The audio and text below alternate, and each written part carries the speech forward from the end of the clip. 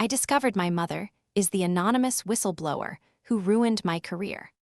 I was halfway through my coffee when my career ended. At first, I thought the email was another routine compliance notice. The subject line looked harmless enough. Mandatory meeting, ethics review.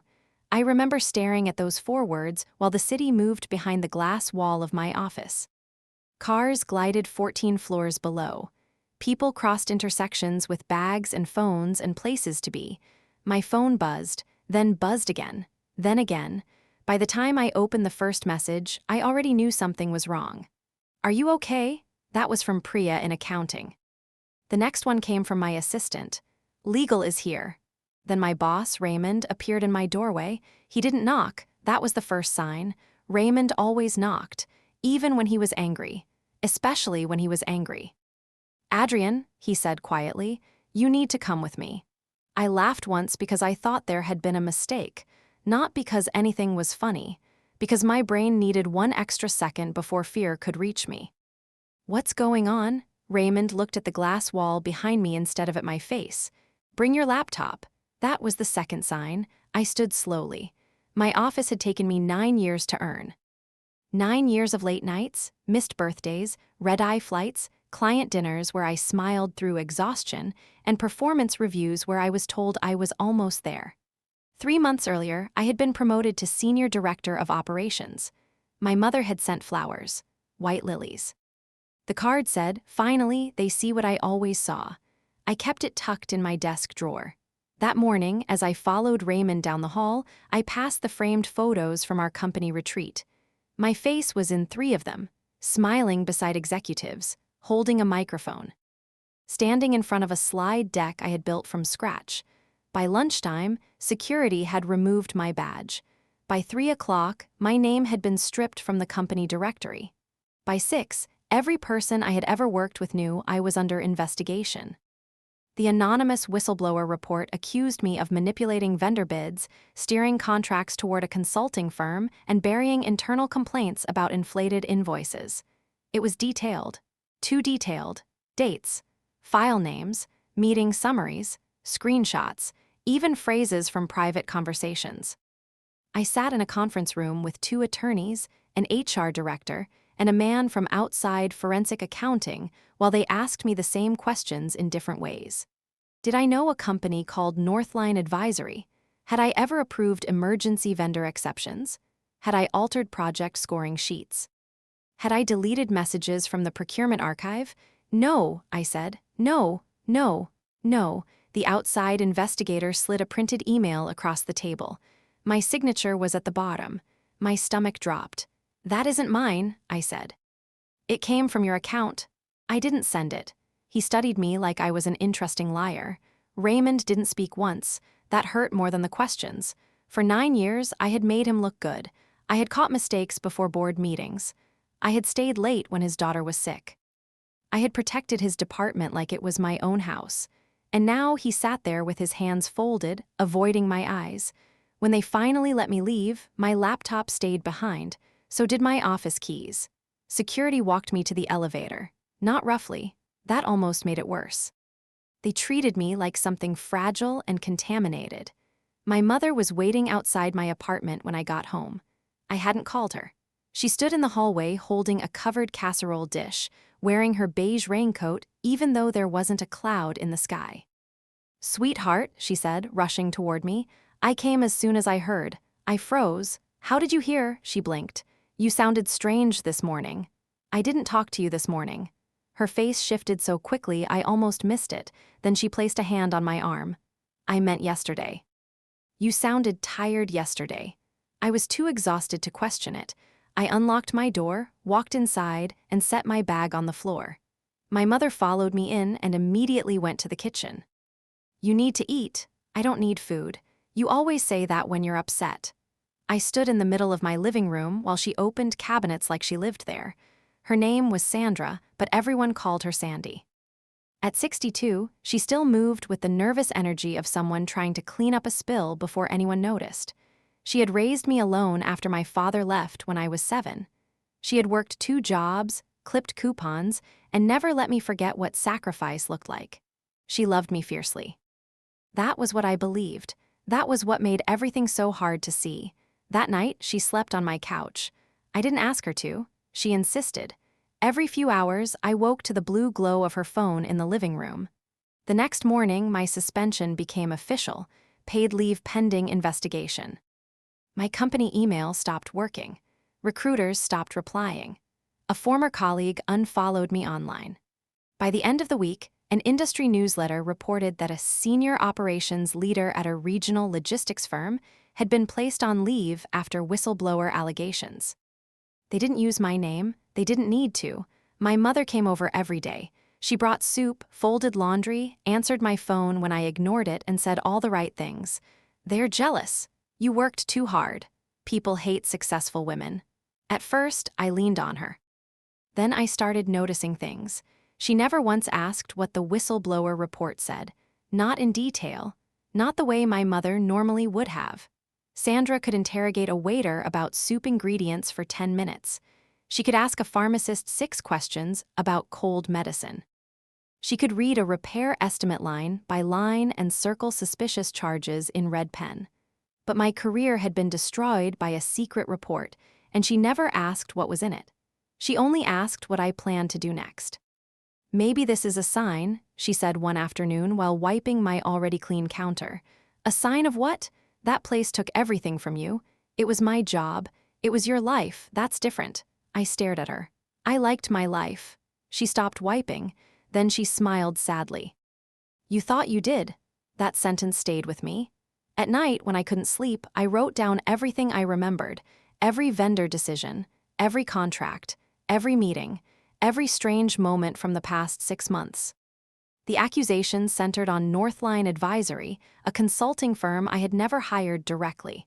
But I had seen the name 3 times, once in an invoice packet that crossed my desk by mistake, once in a budget reconciliation, once in a vendor database screenshot during a system migration.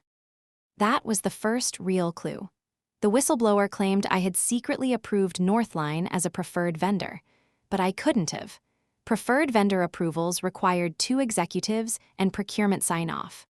So if my name was attached to Northline, someone had either forged my approval or used my access. That gave me something to chase.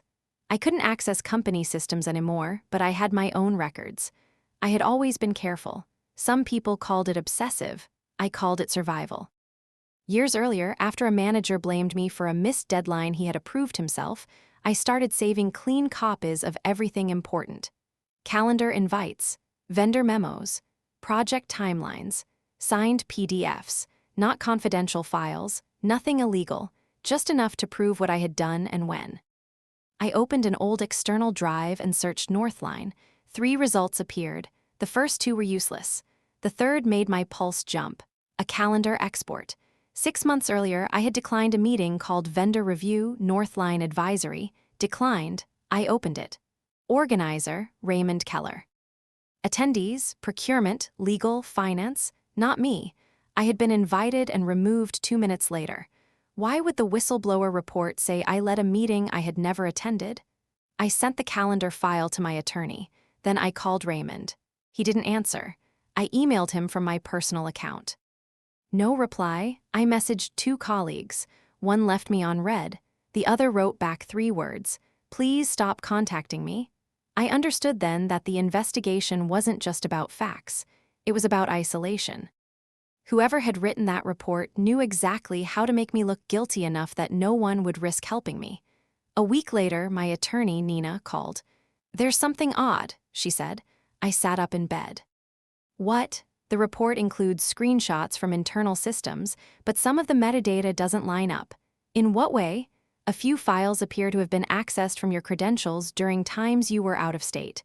I closed my eyes. When? March 12th. March 17th. April 2nd. I knew those dates immediately. March 12th was the Denver conference. March 17th was my flight home. April 2nd was my mother's birthday dinner. I had paid for the cake. I had a photo of her blowing out candles at 8:14 p.m. The system log said my credentials accessed procurement records at 8:19, 5 minutes later, while I was sitting beside my mother. My first thought was Raymond. He had admin privileges. He could have impersonated my login. My second thought was someone in IT. My third thought was worse. My personal laptop. I kept it at home, and my mother had been in my apartment alone more times than I could count. I hated myself for thinking it. Then I remembered the morning after my suspension. My mother standing by my desk, my laptop open, her hand hovering near the keyboard.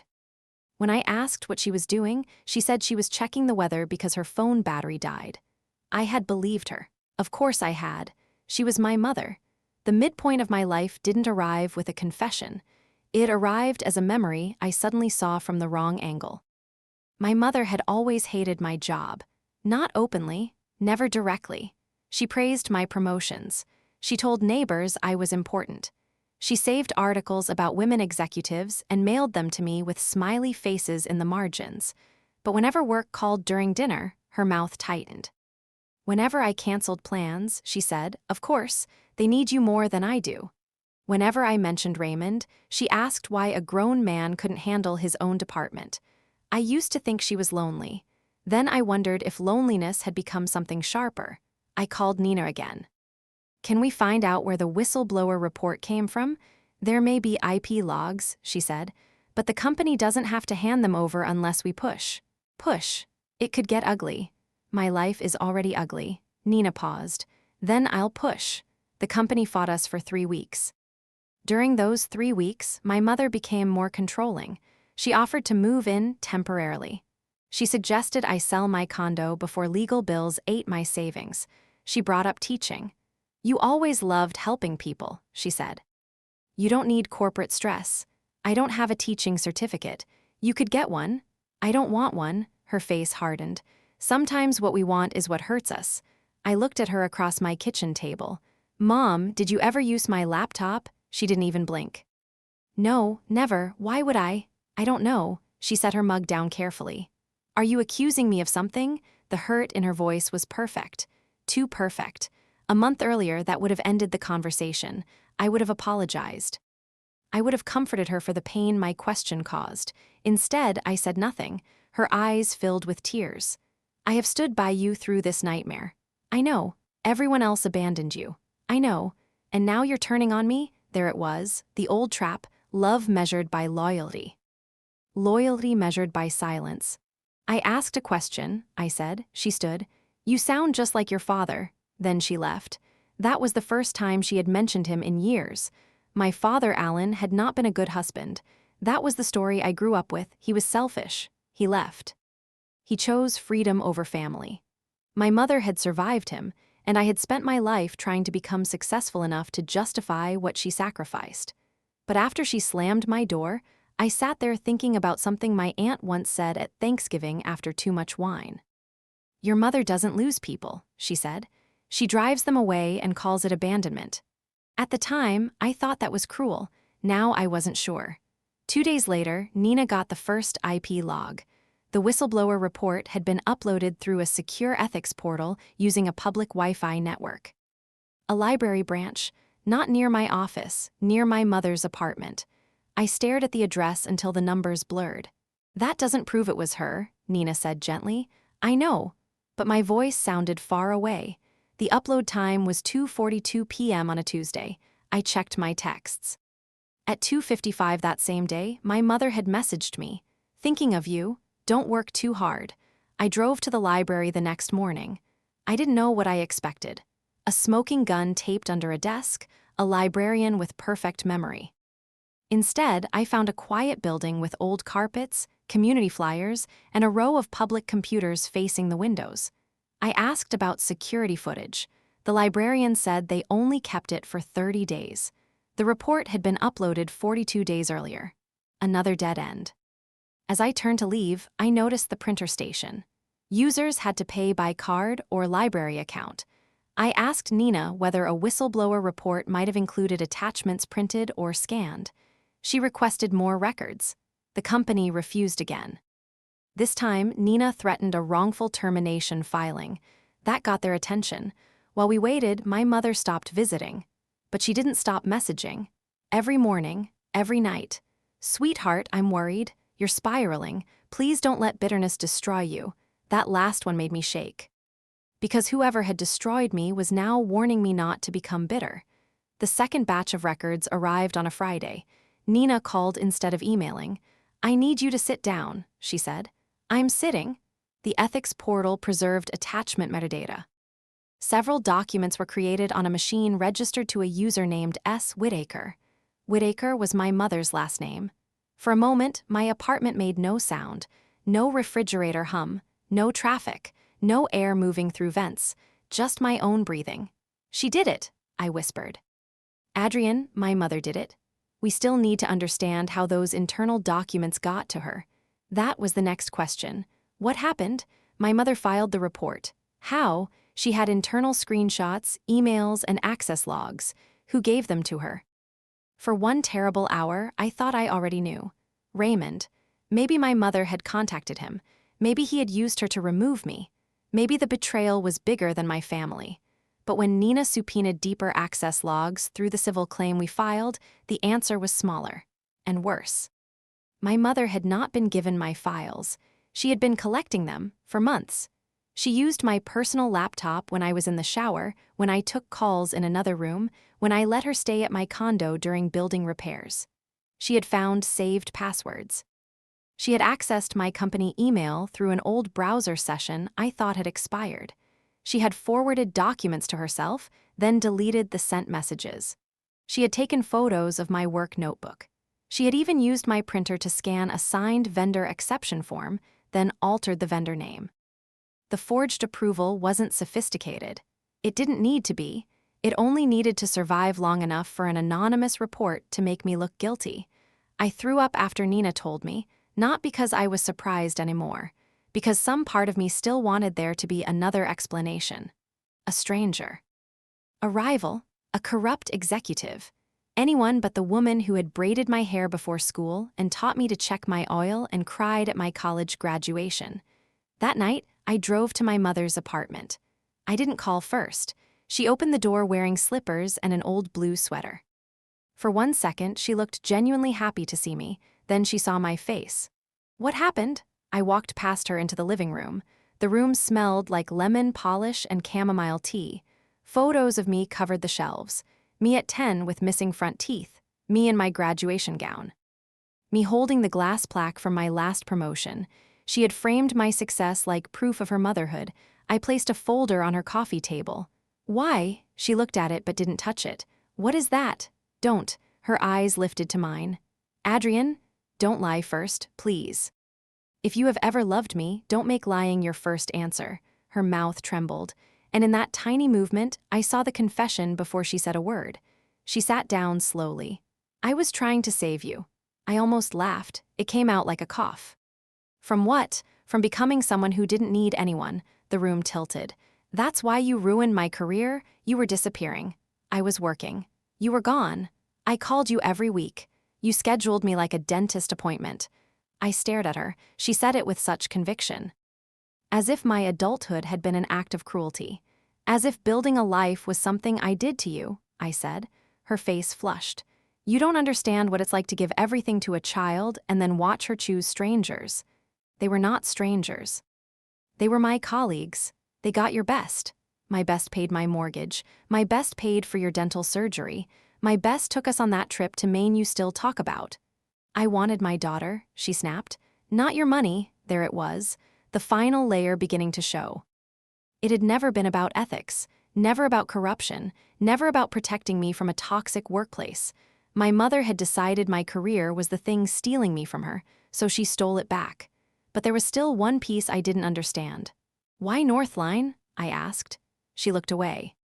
"Mom," her hands twisted in her lap, "because you mentioned it once." I mentioned seeing the name. "You said something was strange about them, so you built a false report around it." I thought if there was already smoke, people would believe fire. My skin went cold. "You didn't even know if Northline was corrupt." "No, you didn't care." "I cared about you." "No, you cared about owning me." She flinched like I had slapped her, then her sadness hardened. "You think that company loved you. You think they wouldn't replace you in a week? They didn't have to love me, it was my work. It was killing you. You decided that. I watched it happen. You watched me succeed." She stood suddenly. You sound exactly like him, my father. Again, I stepped closer. What did Dad do? Her face changed. Not anger this time, fear. What does he have to do with this? You keep bringing him up. He left. Why? You know why. No, I said. I know what you told me. For the first time all evening, my mother looked old. He chose his career too, she whispered. That sentence opened a door I had never known was locked. My father hadn't simply left because he was selfish. He had taken a job in Seattle. My mother refused to move. He begged for shared custody. She told me he left without looking back. I knew this because she told me every year on my birthday, every time I cried for him, every time a Father's Day project came home from school. But after I left her apartment that night, I found him. It took 2 searches and 1 paid background report. Alan Porter lived in Oregon. He was remarried. He had an email address listed on a business profile. I stared at it for an hour before writing. I expected nothing.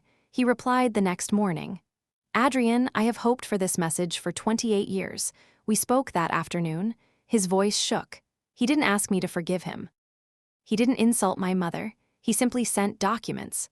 Old custody filings, returned letters, proof of child support payments. A scanned envelope addressed to me when I was 12, marked Return to Sender. In one letter, he had written, I will be in the hotel lobby on Saturday at noon. If you want to see me, I'll wait as long as they let me. I never got that letter. There it was, the deepest truth. My mother had not ruined my career in a sudden breakdown. She had done what she had always done. When someone she loved began moving beyond her reach, she did not reach back. She cut the bridge and called it protection. She had done it to my father. Then she did it to me. And because I had grown up inside her version of love, I almost mistook the cage for shelter. The company settled before trial, not because they were kind. Because Nina proved their investigation had been careless, their access controls were weak, and their leadership had acted on an anonymous report without verifying basic timestamps. My record was cleared. The newsletter that hinted at my guilt published a correction no one read with the same hunger. Raymond called once. I let it go to voicemail. He said he was sorry. He said things moved fast. He said he hoped I understood. I deleted it. Northline turned out to be a real problem, just not mine. Procurement had been sloppy. Raymond had approved them under pressure from finance. When the whistleblower report landed, blaming me was easier than explaining how many people had missed red flags. My mother had chosen a believable lie. That was why it worked. She was not charged with a felony because the company wanted the matter quiet, and I chose not to push for criminal prosecution. People have strong opinions about that part. Some say I let her get away with it. I didn't. I sued her for the legal costs that drained my savings. I changed every password. I sold my condo and moved without giving her the address. I blocked her number after one final message. It said, "One day you'll understand what I did for you." I stared at those words for a long time. Then I typed back, "I understand now." That's why you will never have access to my life again. I didn't send another message. For a while, freedom felt like grief. I missed the mother I thought I had. I missed calling her after good news. I missed believing someone in the world would always be on my side, even if that belief had never been as safe as it seemed. My father and I did not become close overnight. Real life doesn't work that way. We spoke awkwardly at first, then monthly, then more often. He sent old photos. I sent cautious updates. Neither of us tried to pretend the lost years could be replaced. But one afternoon, he said, "I'm proud of the woman you became." And for the first time, those words didn't feel like a debt. They felt like a gift. I started consulting 6 months later. Not because I had something to prove, because I still loved the work. My first client came through Priya, the accounting colleague who had texted me on the day everything fell apart. She had quietly saved copies of reports that helped Nina challenge the timeline. "I should have done more," she told me. "You did enough," I said, and I meant it. A year after the investigation, I received a plain envelope with no return address. Inside was the card from my promotion flowers. Finally, they see what I always saw. My mother had mailed it back to me. Or maybe she had kept a copy. With her, even tenderness had fingerprints. I held the card over the trash, then I stopped. For years, I thought that sentence meant she saw my strength. Now I knew she had seen my escape. I placed the card in a folder with the legal documents, my father's letters, and the first clean contract from my new business. Not because I wanted to remember the pain, because I never wanted to forget the lesson. Some betrayals don't come from people who hate you. Some come from people who love you only when you stay small enough to need them. My mother tried to destroy my career so I would come home to her. Instead, she forced me to build a life no one could quietly take apart. And this time, when I climbed, I didn't look down to see who was watching. I looked forward, then I kept going.